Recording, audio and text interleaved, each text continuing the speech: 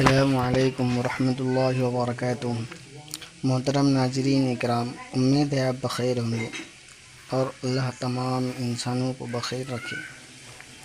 آج کی ہماری گفتگو اس بات پر ہے، وہ ہے سورہ کہف کی فضیلت۔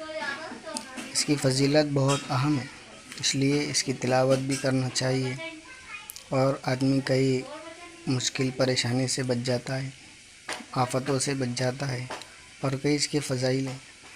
فرمایا سورہ کہف یہ 15ویں پارے میں ہے، شروع ہوتی ہے الحمدللہ الذی انزل علی عبدہ الکتاب ولم یجعل لہ عوجا۔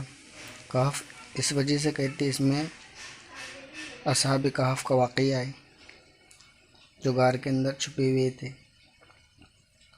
فرمایا سورہ کہف کی فضیلت، اللہ کے رسول صلی اللہ علیہ وسلم نے فرمایا جو شخص سورہ کہف کی تلاوت کرتا ہے، جہاں وہ تلاوت کرتا ہے وہاں سے لے کر مکہ مکرمہ تک جتنا فاصلہ ہے وہ نور ہی نور بن جاتا ہے۔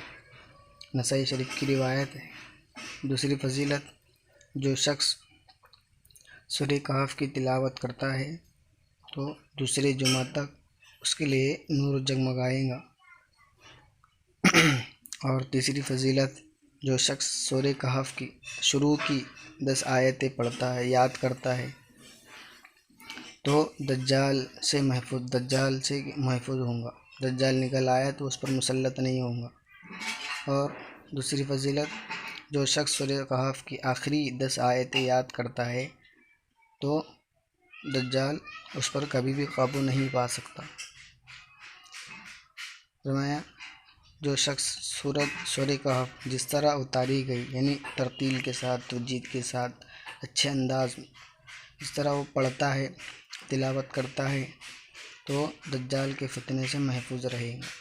اس لیے اس کے بہت سے فائدے ہیں، بہت سے پریشانیوں کا حل ہے۔